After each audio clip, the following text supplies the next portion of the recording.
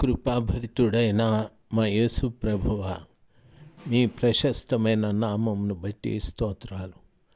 వాక్యం వింటున్న ప్రతి బిడ్డను, నన్నును, మా కుటుంబీకులను మీరు దయచేసి రక్షించండి. ప్రతి కుటుంబంలో ఉన్న దుఃఖమును తొలగించండి, అసమాధానం తొలగించండి, నెమ్మది లేనితనమును తొలగించమని ప్రార్థిస్తున్నాను. బిడ్డలు మీ వాక్యం కొరకు ఇంకనూ శ్రద్ధ కలిగి జాగ్రత్తగా విని బలపడుటకు సహాయం చేయండి. నాయనా, నీ కృపను బట్టి లక్షల మంది బిడ్డలు మీ వాక్యం వినే భాగ్యాన్ని ప్రసాదించారు. ఆ బిడ్డలందరిలో చైతన్యాన్ని కలుగజేయండి. వారు కూడా అనేకులకి మీ వాక్యాన్ని పంపి మీ వాక్యముతో ఆ పట్టణాలను, గ్రామాలను, దేశాన్ని నింపుటకు సహాయం చేయండి ప్రభా. దయచేసి కృప చూపెట్టండి. వారి వంతుగా వారికి తెలిసిన అనేకులకు వాక్యాన్ని పంపటానికి కృప చూపెట్టుమని యేసు ప్రభుల వారి నామంలో ప్రార్థిస్తున్నాను తండ్రి, ఆమెన్. సెప్టెంబర్ మాసం 9వ తారీఖు 2024 సోమవారం. ప్రియులారా, 2వ రాజుల గ్రంథము 22వ అధ్యాయము 15వ వచనం. 14వ వచనంలో యోషియా రాజుగారు పంపినటువంటి వారు హుల్దా అనేటటువంటి ప్రవక్తని వద్దకు వచ్చారు. ఆమె వస్త్రశాలకు అధికారియగు హర్హూషుకు పుట్టిన తిక్వాకు కుమారుడైన షల్లూమునకు భార్య. యెరూషలేములో 2వ భాగమందు కాపురస్తురాలై ఉంది. ఆమె భర్త, ప్రియులారా గమనించాలి, ఈమె వస్త్రశాలకు అధికారియగు అని చెప్పాడు. ఒక వ్యాపారస్తుని భార్య. ఆ తల్లి ప్రవక్తని అని చెప్పాది. ఈ రోజున వ్యాపారస్తుని భార్య కాదు, ఉద్యోగస్తుల భార్యలు కూడా, తరువాత వ్యవసాయం చేసేవారి భార్యలు కూడా ఎంతోమంది దేవుడు వాడుకుంటూ ఉన్నాడు. నా చిన్నతనమందు ఒక అమ్మగారిని నేను ఎరుగుదును. ఆ తల్లిగారు, ఆమె భర్త గారు గొప్ప సేవ చేశారు. ఆ తల్లిగారు, ఆ దైవజనులు ఇద్దరు స్టేజ్ మీద నిలబడి ఒక పల్లవి పాడతారంతే. ఆ సమూహంలో ఉండే దయ్యం పట్టిన వ్యక్తులందరూ కూడా స్టేజ్ దగ్గరికి వచ్చి దొర్లి మేము వెళ్ళిపోతున్నామని అందరూ, చాలామంది రోగులు ఎడ్ల బండ్లతో వచ్చి అక్కడ రోగాలు బాగై వెళ్ళేవారు. Instant healing. దేవుడు ఆ రీతిగా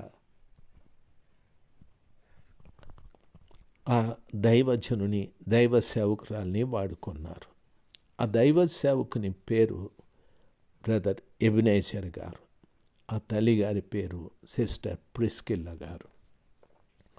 ఆ తల్లి సిస్టర్ ప్రిస్కిల్లా గారు ఒక్కరోజున వేదిక మీద నిలబడి వాక్యం చెప్తూ అక్కడే కన్ను మూసాది. అంత కృప పొందిన దైవ సేవకురాలు. దైవజనులు ఎబినేజర్ గారు ఇంకా ఆయన నిలిచి ఉన్నారు. ఆ దేవుడు సజీవుడిగా ఉంచాడు. హైదరాబాదు ప్రాంతంలో గొప్ప పరిచర్య దైవ సేవకులు చేస్తూ ఉన్నారు. ప్రియులారా గమనించాలి. తరువాత నేను ఎరిగిన మరొక అమ్మగారు, అతని పేరు సుబ్రహ్మణ్యం. అతని భార్య పేరు మరియమ్మ గారు. గొప్ప ప్రార్థనాపరురాలు. ఆ తల్లి మందిరంలోకి ఎవరైనా వస్తే వారు ఏ సమస్యతో వచ్చారో ఆ తల్లే చెప్పేసేది. ప్రజలందరూ కూడా భయపడేవారు. ఒక్కరోజున ఆ తల్లి ఒక గ్రామానికి సువార్త చెప్పడానికి వెళ్ళారు. ఆమెతో పాటు కొంతమంది విశ్వాసులు కూడా వెళ్ళారు. జరిగింది ఏమిటంటే, ఉన్నట్టుండి ఆ గ్రామంలో ఎండ తీవ్రంగా ఉంది. ఒక ఇల్లు నిప్పుతో అంటుకునింది. ఆ నిప్పుతో అంటుకున్న కారణాన అందరూ అరిచి కేకలేస్తూ ఉంటే ఈ తల్లి వెళ్ళి ప్రార్థన చేస్తే ప్రార్థన ముగించక మునిపే ఆకాశం నుండి కుంభపోత వర్షం కురిశాది. ఈ తల్లికి గొడుగులు పట్టారు. ఆ రీతిగా గొప్ప కృపతో నింపబడిన తల్లి. ఇప్పుడు కూడా చాలామంది తల్లులు చాలా బలంగా ఎంత ప్రభు వారిని వాడుకుంటున్నారంటే నిజంగా నేను చెప్పలేను. ముఖస్థుతి కొరకు కాదు. అమానా చర్చిలో ఒక తల్లిగారు సుజాతమ్మ గారు, ఆ అమ్మగారు పెద్ద సైంటిస్ట్ ఇస్రోలో. ఆమె జీతం దరిదాపు 1,00,000 పైనే ఉండొచ్చు. అది వదిలేసి దేవుని పరిచర్యలోకి వచ్చేది. దేవుని పరిచర్యలోకి వచ్చి గొప్ప పరిచర్య ఆ బెంగళూరు పట్టణంలో చేస్తూ ఉంది. ఇంకో తల్లిగారు జ్యోతి అమ్మగారని MA చేశారు. అయినా దేవుని అద్భుతమైన కృప. ఉద్యోగం కొరకు ప్రాకులాడకుండా ప్రభువు కొరకు ప్రాకులాడేది. ప్రభువు కొరకు పనిచేస్తూ అనేక ఆత్మల్ని ప్రభు దగ్గరికి నడిపించాలి. ఆ అమ్మగారి తల్లిగారి సాక్ష్యం వింటే ప్రభు దగ్గర కూర్చొని కన్యలతో ఆ తల్లి చేసే ప్రార్థన, ఆ తల్లి చేతి రుమాలు పిండితే ఒక గ్లాసుడు నీళ్లు నిండాయని. అంత గొప్ప దైవ సేవకురాళ్ళు ప్రస్తుత దినాల్లో ఉన్నారు. ఆ తల్లి హైదరాబాద్లో పరిచర్య చేస్తూ ఉంది. దయచేసి గమనించాలి, దేవుడికి కావాల్సింది వ్యాపారస్తుల, వ్యవసాయదారుల, ఉద్యోగస్తుల, సామాన్యమైన ప్రజల అని కాదు. ప్రభుకి పూర్తిగా విధేయత కలిగి జీవించే ప్రతి వారిని ఆ కృపగల దేవుడు ప్రవక్తలుగా, ఆయన ప్రతినిధుల్నిగా వాడుకొని అనేక మందిని ప్రభు దగ్గరికి నడిపించే వారినిగా వారిని బలపరచగలడు. అది స్త్రీ అని లేదు, పురుషుడని లేదు. ఎంతోమంది భక్తులు, పురుషులు కూడా దేవుని కోసం ఎంతో వైరాగ్యంగా పరిచర్య చేసే మహానుభావులు ఉన్నారు. దేవుని పిల్లలు గమనించాలి.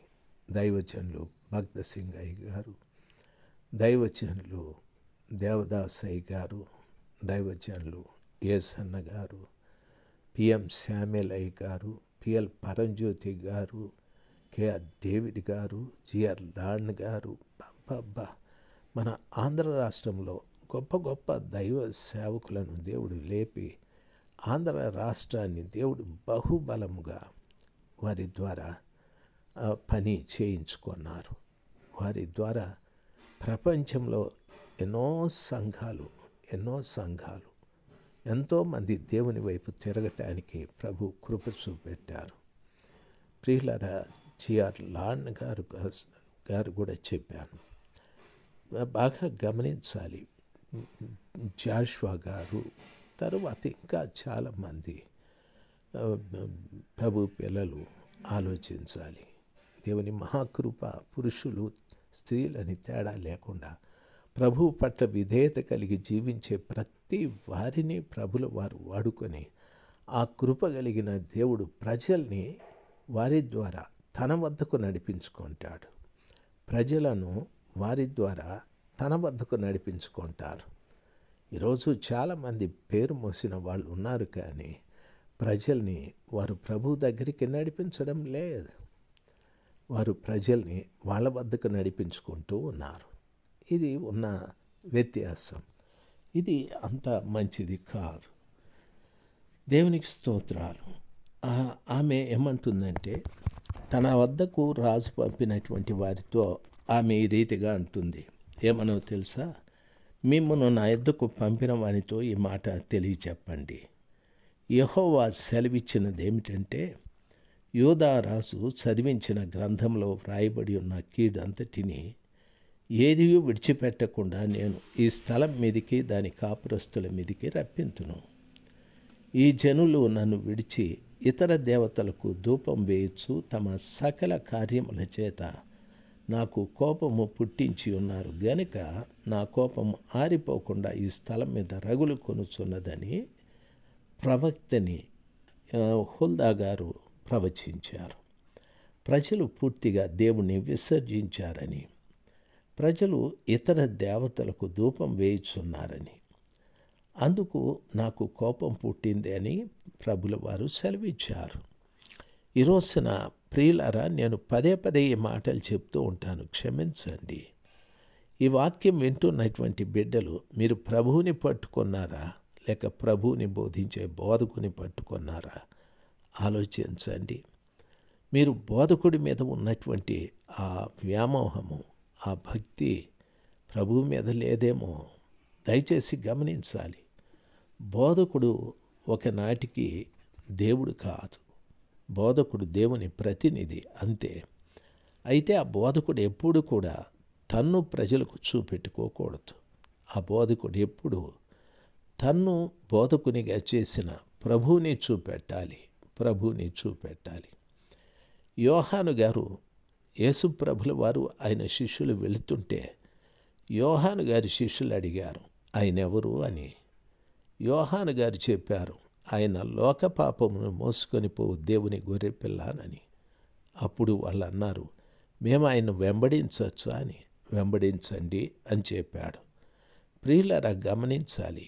యోహాను వచ్చింది యేసు ప్రభుల వారి మార్గాలు సరళము చేయటానికి. నేను అరణ్యంలో ఒక శబ్దాన్ని, నా వెనుక వచ్చేవాడు నాకంటే శక్తిమంతుడు, నేను మీకు నీళ్లతో బాప్తిస్మం ఇస్తున్నాను, ఆయన ఆత్మతోనూ అగ్నితోనూ బాప్తిస్మం ఇస్తాడు. ఆయన చెప్పుల వారు విప్పుటకు కూడా నేను యోగ్యుడను కాదు. ఆయన హెచ్చించబడాలి, నేను తగ్గించబడాలి అని యోహాను గారి దగ్గరికి, యోర్దాను ప్రాంతాల్లో ఉన్న యోహాను గారి దగ్గరికి వచ్చే ప్రజలందరికీ రాబోయే యేసయ్యని గుర్చే చూపెట్టాడు. అయ్యలారా, ప్రతి భక్తుడు కూడా పరిశుద్ధ గ్రంథమైన బైబిల్లో ప్రభువునే చూపెడుతూ ఉన్నారు. వాళ్ళు ప్రజల ఎదుట మేము ప్రముఖులమని మాట్లాడుకోలేదు. దేవుని పిల్లలు గమనించాల్సింది, మేము గొప్పవారు, మేము ప్రముఖులు, మేము అది చేస్తాం ఇది చేస్తామని యోహాను గారు కానీ, యేసు ప్రభుల వారు కానీ, అపోస్తలుడు కానీ ఎవరూ ఆ విధంగా ప్రజల ఎదుట తమ్మును ప్రదర్శించుకోలేదు. ప్రభు పిల్లలుగా మీకు నా మనవి, ఈ రోజున ఇజ్రాయేలు ప్రజలు పూర్తిగా విగ్రహాల వైపు మరలిపోయారు, దేవుణ్ణి విడిచిపెట్టారు. అందుకు నా కోపం వస్తుందని ఆ ప్రవక్తని ద్వారా చెప్తున్నాడు. దేవుడు మిమ్మల్ని దీవించుగాక.